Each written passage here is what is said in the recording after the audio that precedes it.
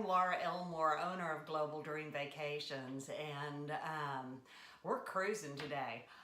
I'm betting that if you haven't been on a cruise yet, you probably are wanting to do one because last year 26 million people took cruises, and it's one of the fastest growing ways to enjoy a destination. In fact, one of the benefits of cruising is you get to see multiple destinations in one trip, and you don't have to keep packing and unpacking. And you instead come back to the same room every night and the same restaurants that you're familiar with. It can be a really convenient and enjoyable way to see multiple destinations in a condensed period of time. But there are so many choices out there. There's multiple cruise lines. How do you know which one's right for you? Well, that's part of what we're going to talk about today. Last week I was at a charity event and happened to sit next to Susan and Tom, and when they found out I was a travel agent, she said, "Oh my gosh, I wish I'd known you a few months ago. We took the worst trip of our life." And I said, "Oh my gosh, well, okay, tell me more." Well, they had decided to do a cruise. Now, this is a middle-aged couple that are very interested in fine dining. They loved a ballroom dance, and they saw this cruise advertised on TV with Brand X, and they signed up to go thinking, this will probably have all the things we want.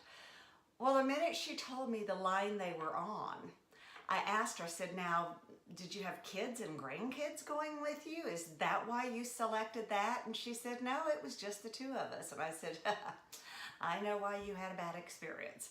And she said, "Okay, why?" And I said, "Well, basically, you were on the wrong line for you. The line they chose was a mass market ship with all the latest bells and whistles that really is geared more to families, tweens, teens, young adults, and definitely did not have the right fit for them. Not a line I ever would have recommended for just the two of them doing a cruise together. So how do you avoid having the same issue happen to you? They spent quite a bit of money. They spent 8 days on this cruise, and so they spent a lot of time, and it was a miserable trip for them. Unfortunately, I hear that story too often, which is why I kind of wanted to talk about this today. Now, how do you avoid the same disappointment? Well, first of all, the first recommendation I have is work with a travel agent. A good travel agent is going to get to know you, know what your interests are, what your desires are, what kind of experience you're looking for. Across the multiple different cruise lines out there today, there are different types of experiences, and we want to make sure we get you the right fit. For example, there in the cruise line industry, we have what we call the mass market product. Think Target, Walmart. That these are typically going to be larger ships that are possibly less expensive, and they are geared more towards, as I said, families with children, tweens, teens, young adults. They have all the latest bells and whistles. They're going to be the larger ships, and they've got non-stop multiple things to do. On those ships, typically the food's going to be good and plentiful, but it's not going to be a fine dining experience at the level you will find on some of the mid-range and luxury ships. Now, stepping up from that, there's what we call the mid-range ships. Think Dillard's or Macy's type brand. These are going to be a little bit smaller ships. They're still going to have a diversity of activities going on, but not nearly the wide-ranging latest bells and whistles that you'll find on the mass market. But they will have a little more upscale dining experience. Some of the activities and entertainment they have on board will also be a little more geared to an adult market. They still have kids programs and have things that are comfortable for those traveling with families, but they're gearing their shipboard activities more to the adult. And then thirdly, there's the luxury lines. And these typically are going to be smaller ships.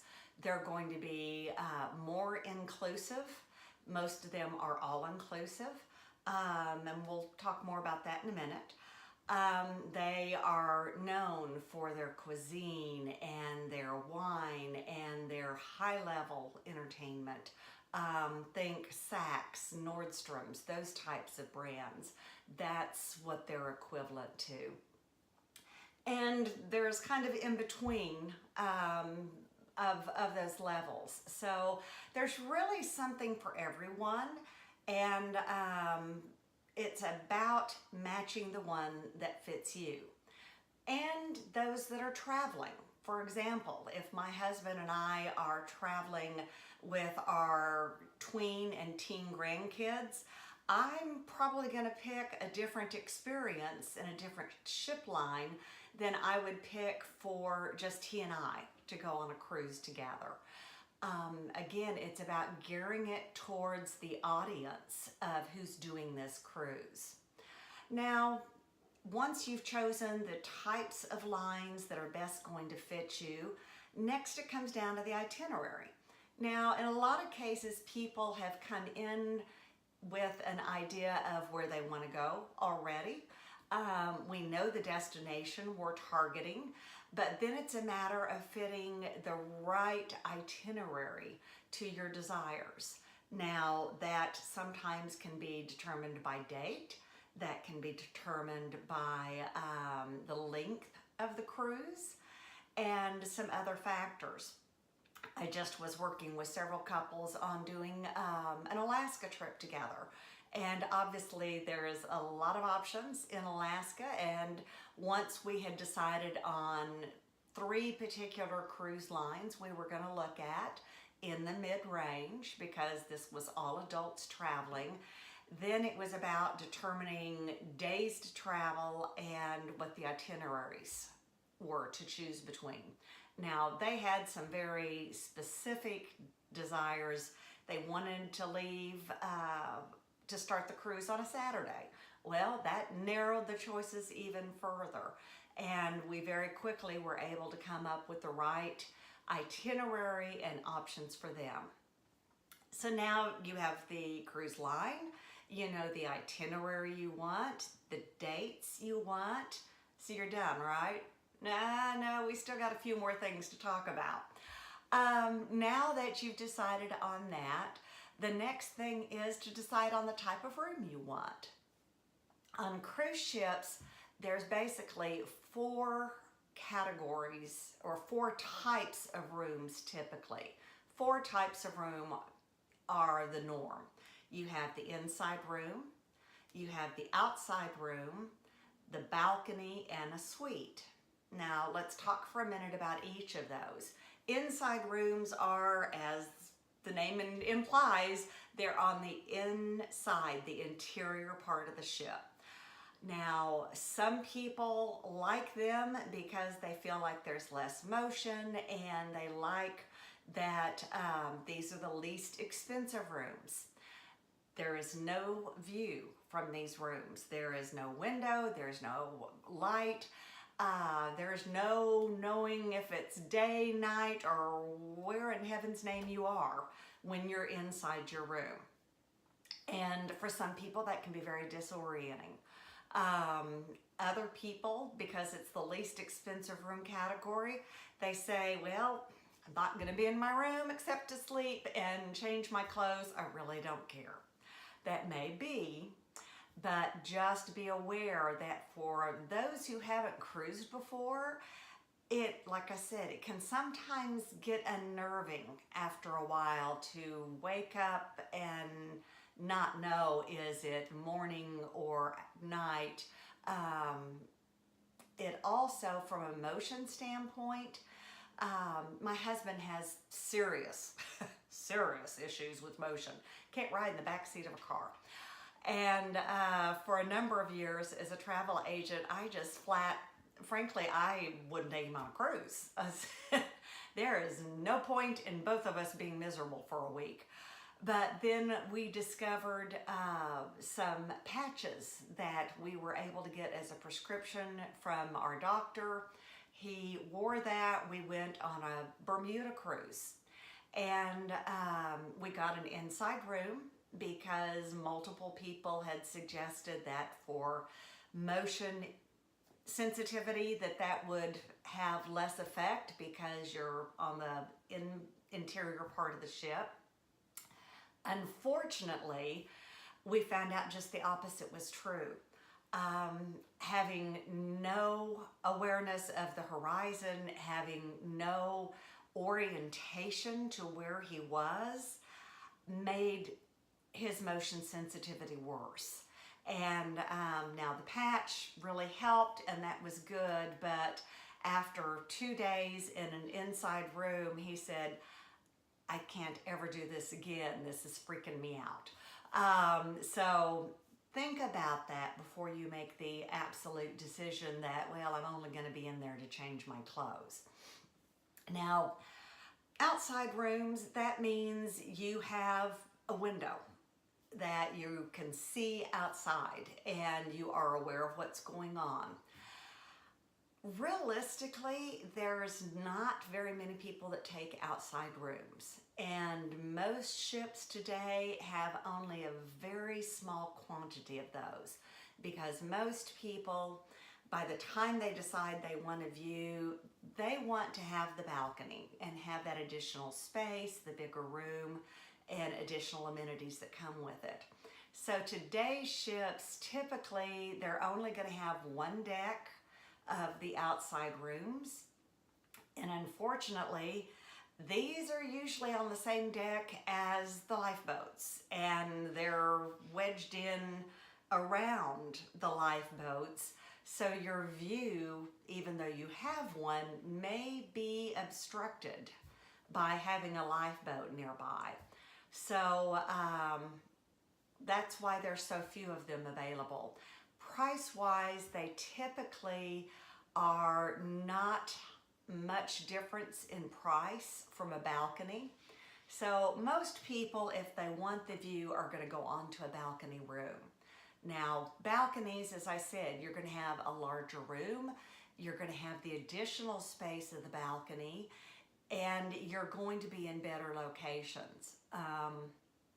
The ships recognize that the majority of their people sailing want that balcony experience, and so that is the primary room type on almost all ships today. Now, suites are kind of a unique circumstance. Sometimes people think, oh, well, if we put 4 adults in a suite, it's going to be less than having 2 separate rooms.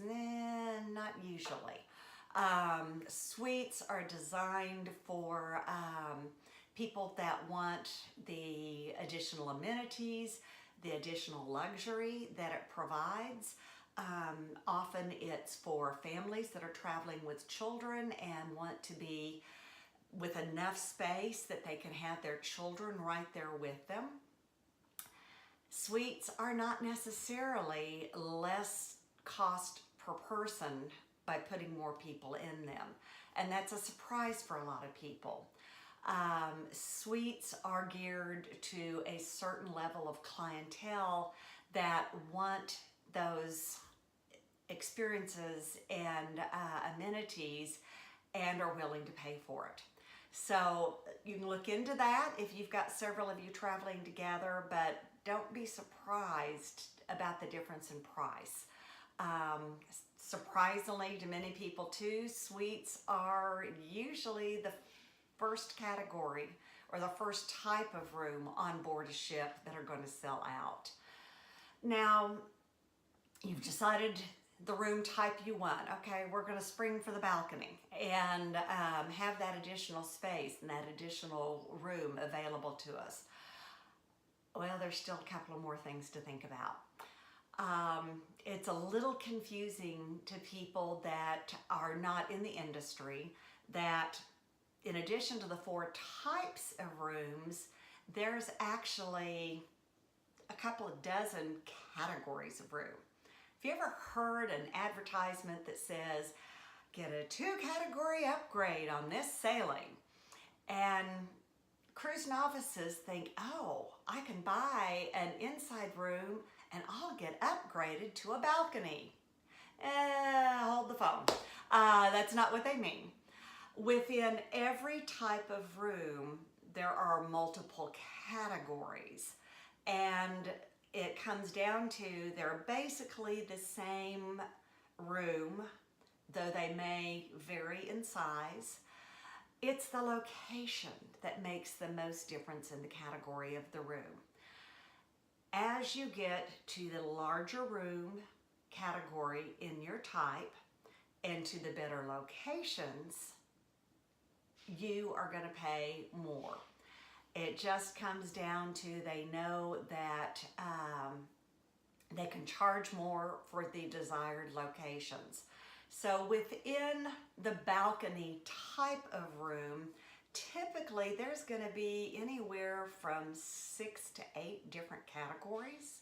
So when you're getting a 2-category upgrade, it means they're getting you a for example, on one line it goes BA, BB, BC, BD, all the way down to G.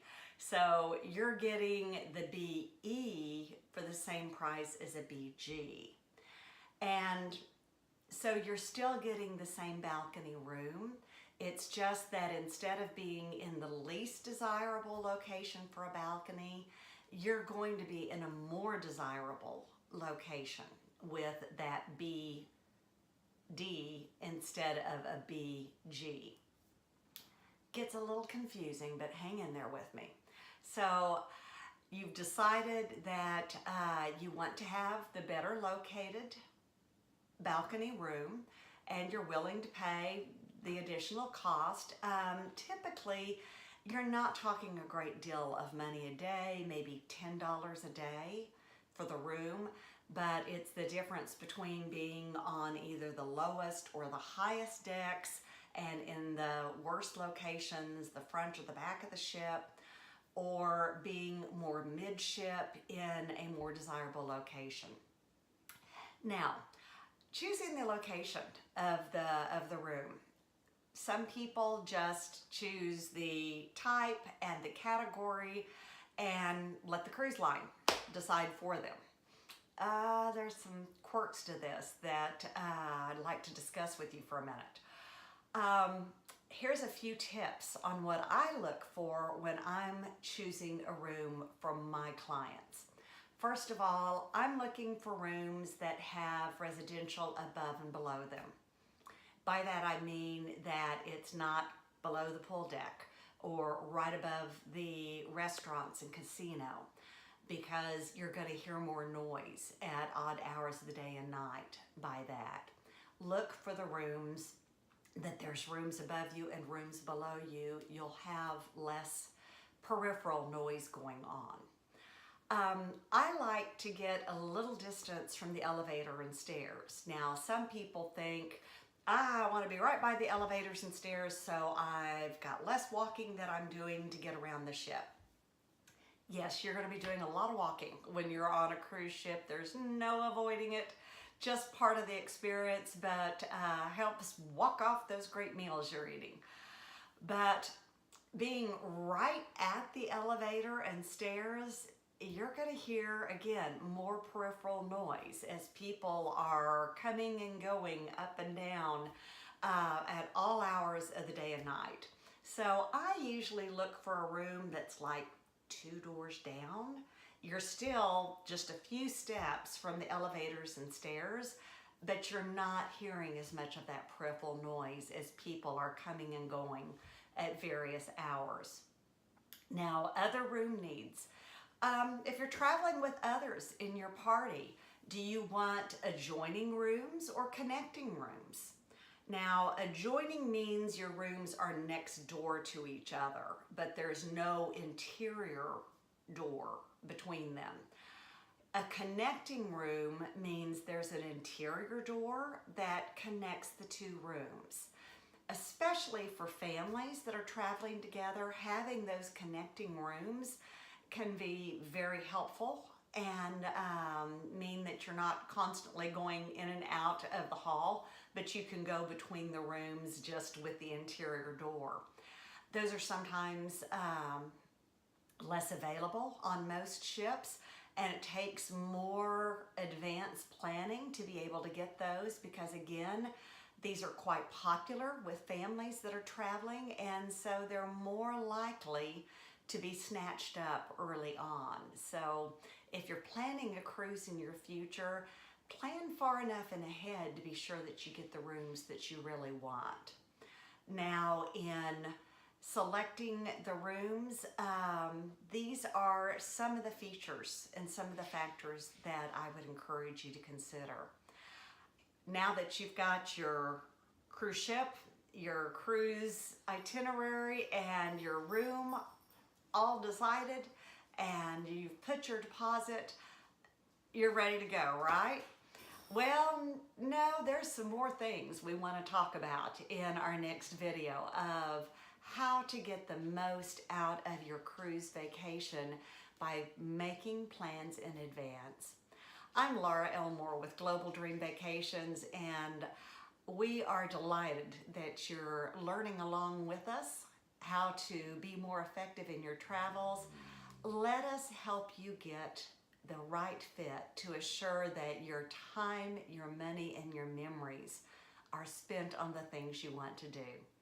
Thanks for tuning in.